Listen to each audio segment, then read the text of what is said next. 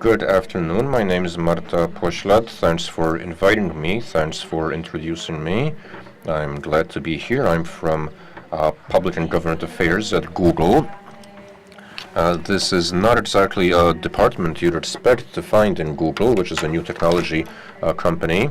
I often say what it is we do. We educate, we follow social changes, development that the new technology and the internet brings along with it.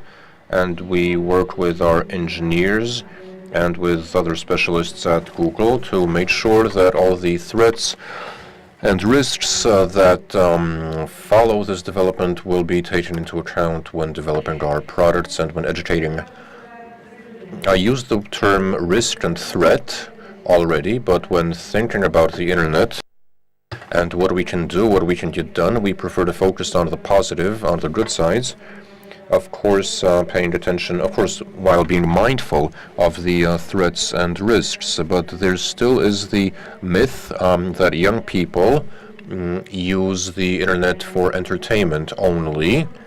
In fact, we have conducted surveys and studies that show that entertainment is not what young people are looking for online principally, but what they do is largely educational, formal education, informal education, as well as everything that has to do with sheer curiosity, the curiosity of young minds. We are very much attached. The concept of child safety online is very close to us, and we do our best to ensure that young people can safely take advantage of the benefits of the internet. Our activities are governed by three mechanisms. First of all, we support parents, adults, by providing tools in our products, but we also, and tools that we provide with the apps, and I'll get back to this, so that parents and caregivers can decide to what extent young people can use the internet platform. The second thing that's maybe secondary to our core activity is education of young people on how to stay safe online. And three, this is something that's what I do, is working with law enforcement agencies in coalition and industry coalition, where together we try and determine how, in a given local context, to prevent any violation of safety taking place. And another thing that we haven't entirely developed, namely working with NGOs, and I want to tell you more about this and say why this is so. In the region, we've not been present for a very long time in the region, which is why we're grateful for this opportunity to be at this conference. We hope that this will enable cooperation with many of you present here today. A full overview of the initiatives and projects that we're running can be found on our Google Family Safety Center, and so do take a look at this website when you get home. It's worthwhile, and we always say that ensuring safety for children online involves a number of complex actions, and I'm sure you know this better than I do. But not always. We don't always realize. No filter, no technology will ever be effective. The internet develops at such a pace that even though we're monitoring the traffic, we're seeing things changing every day. We try and see whether someone's managed to bypass filters. So we listen to input from our external partners. We try and follow developments in the environment. And we also reach out to parents, teachers, information campaigns, social awareness campaigns, in the belief that we need to cooperate. As a platform, we can provide the tools but we can't encompass the entire field. We can't cover the entire field.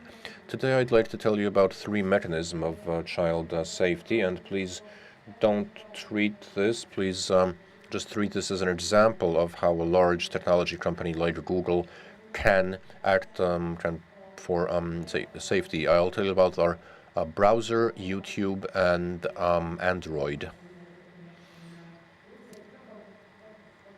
Something's already been said about Android, but well, okay. Google Safe Search is at the core of Google, our browser, our search engine, in fact, sorry.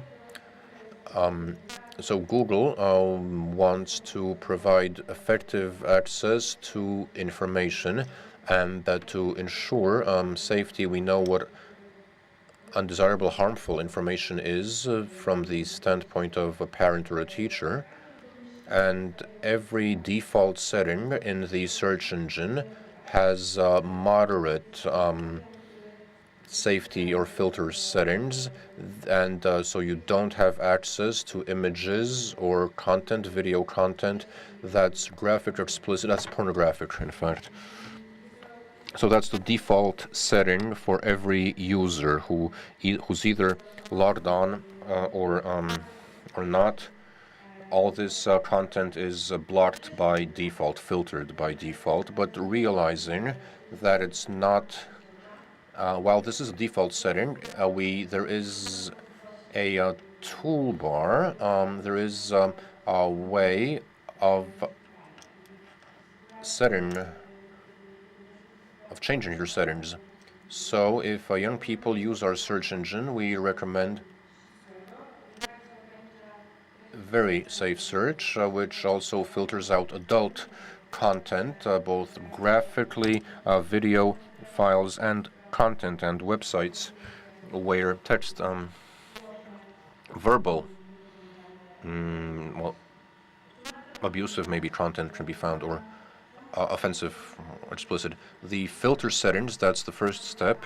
The next step is to have a password on the filter to make sure that nobody gets the password, unauthorized people don't get the password. So parents today can make sure that kids, out of curiosity, won't change the settings.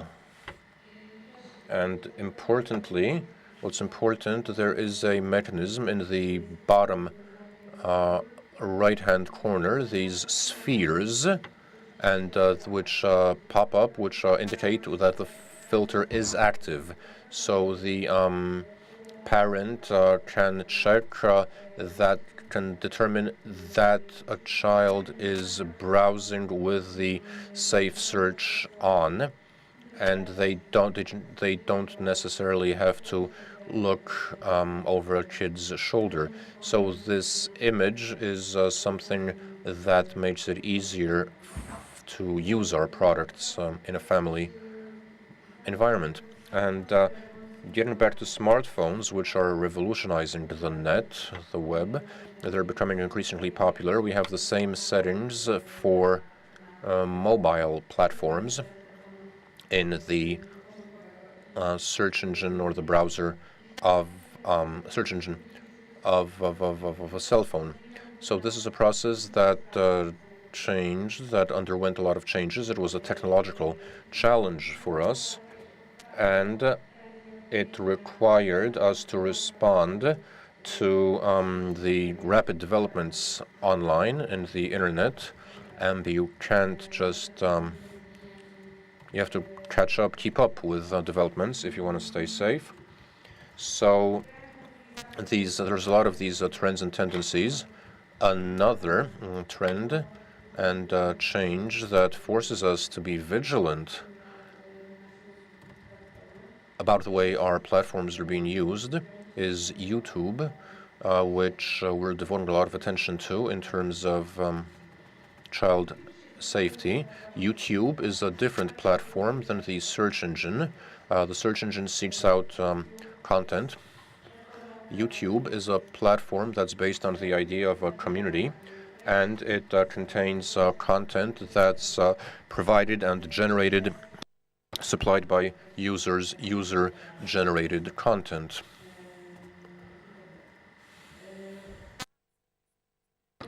There are certain general rules for YouTube.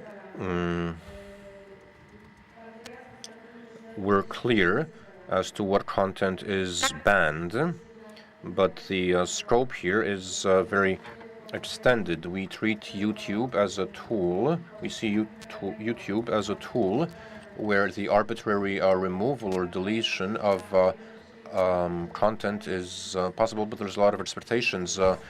We expect our community of users to work with us and allow us to judge, to assess what's on the platform and make their own decisions on what they'd like to see and what they would not like to view on YouTube in their own individual contacts or in their use of the platform.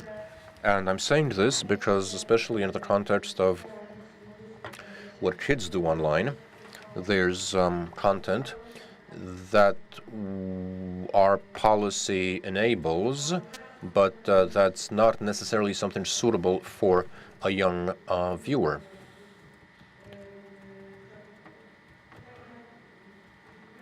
And as I said, we are committed to the idea of YouTube as a platform that enables extensive use of freedom of speech. Therefore, we opted for a mechanism where you can't automatically take down film, where a single user can't take down films, can't remove, delete films if they're unhappy. What every YouTube user can flag content as inappropriate, and that content will not come up in the results, in the search results. Now, briefly, referring to Android, to what the previous speakers has said. He said, so what do we do regarding, or how we see as the engineers, the people behind Android, and the owners of the platform from which you can download apps, namely Google Play. You said a lot about how it looks in terms of downloading and determining functionality. We set the rules, the way of using Android. These are software developers. This is done by software developers and content providers, app providers. So this is another platform in our product portfolio that texts where some netiquette is required to use the platforms, because it's not for us to judge to see which app is suitable for what age group or target group, but instead we ask our programmers and developers to age rank or to classify, to categorize the apps. And we also ask our users to draw our attention, to tell us whenever they feel a given application is not suitable for a given age group, doesn't comply with the designation.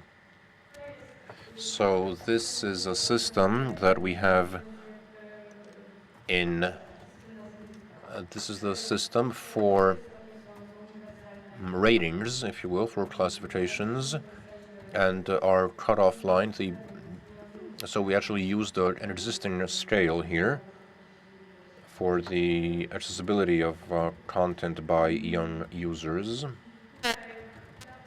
And apps for everyone are apps where the programmer or developer can't require the user to give their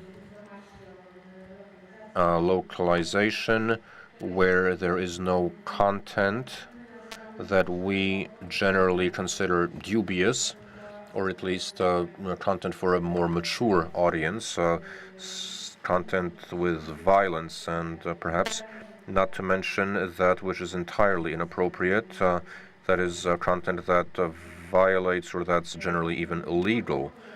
So they can't have a social networking function.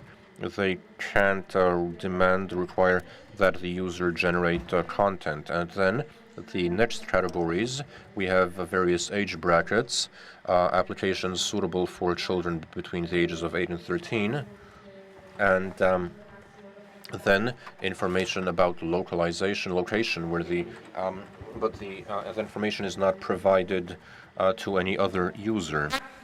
And then we move on to 17 and upwards to 17 plus, where an application is considered suitable.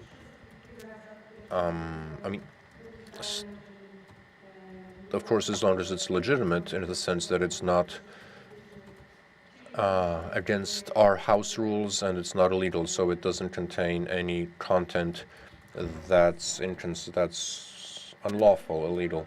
And in closing, I wanted to mention a few other aspects of what that Google's doing for child safety online. These are also always service mechanisms, and these aren't always product related and service related.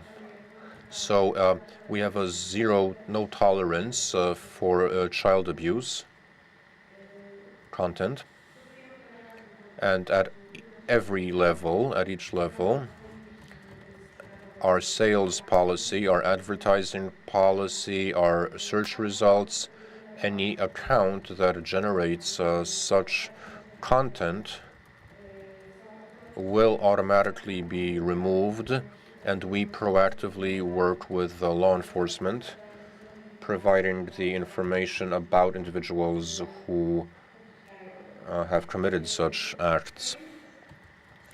We also publish at a local level various projects. We do projects that educate and train parents and teachers to recognize or to teach, to help children how to distinguish between acceptable forms of communication and what we call bullying online. We have in Europe a team that works 24/7 with the law enforcement agencies whenever child safety on internet or on Google platforms is at risk.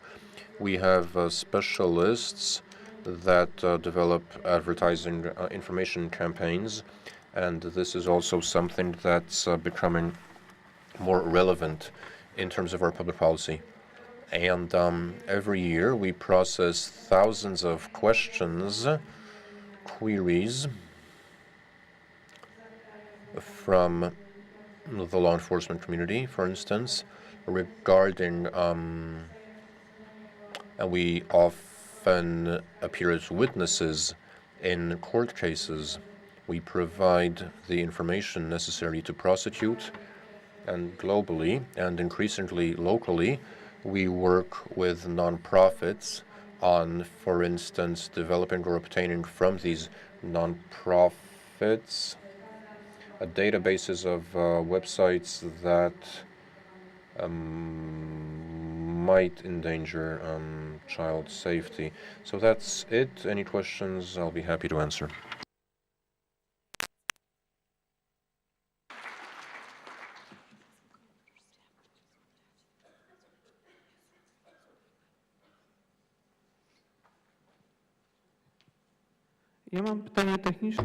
I have a technical question on the filter. I'm the admin of a school network. So if I set up this filter on the server and we get internet from a provider that has dynamic IP addresses, do I have to change the filter settings, or is it enough for me to do it once? Well, thanks for that question, because I never said... It's a question that often comes up, but there's two methods.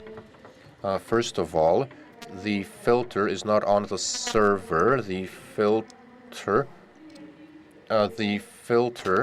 is correlated with the Google account that you're logged in when using Chrome, for instance, or Gmail. If you're on Gmail, the search engine sees you through your Gmail account, I think, and every interaction, everything that happens in a given browser after you log in, the filter will be maintained, will keep working. And the filter, if it's incognito, if you're not logged in, if you don't have Gmail, but you're using our search engine, then the settings are the same for the entire browser. You don't have to start up the filter, launch the filter every time you turn on your computer or browser. But the settings are kept, and that's good. That's actually very good. And it helps with cookies as well, because it filters out.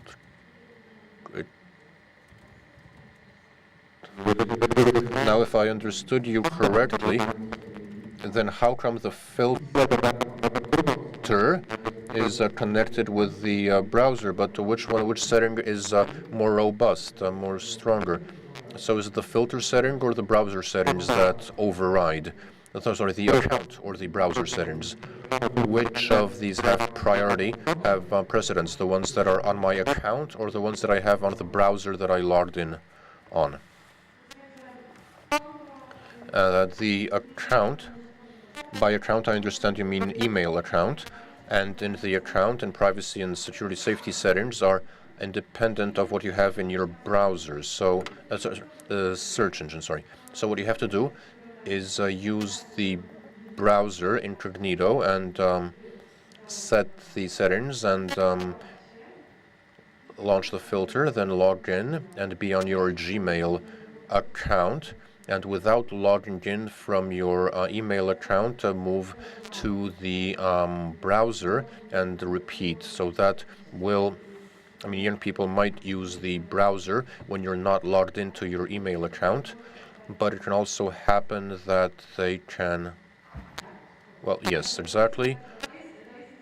And unfortunately, this is the time when parents or educators, teachers have to step in.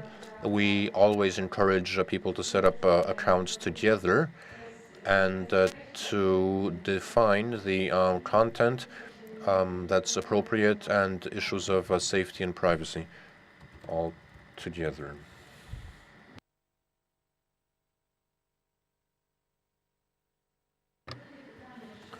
A brief question. In all the settings of the Google Safety Security Center, can you switch off access to Google Translate? Because I noticed that kids can bypass filtering software by writing www.sex.pl, translating from Polish to Polish, and entering that site, opening that site from the Google Translate, because it's the URL is translate.google.com/Google-sex.pl. So can you switch that off?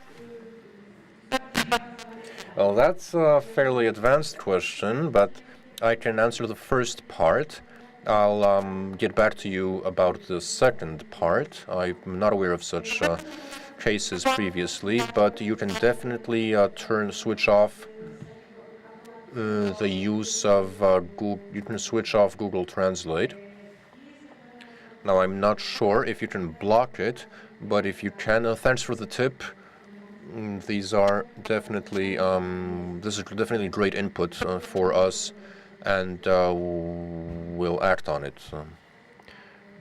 Right. Unfortunately, ladies and gentlemen, this was the last question we had time for. Thanks to Marta from Google.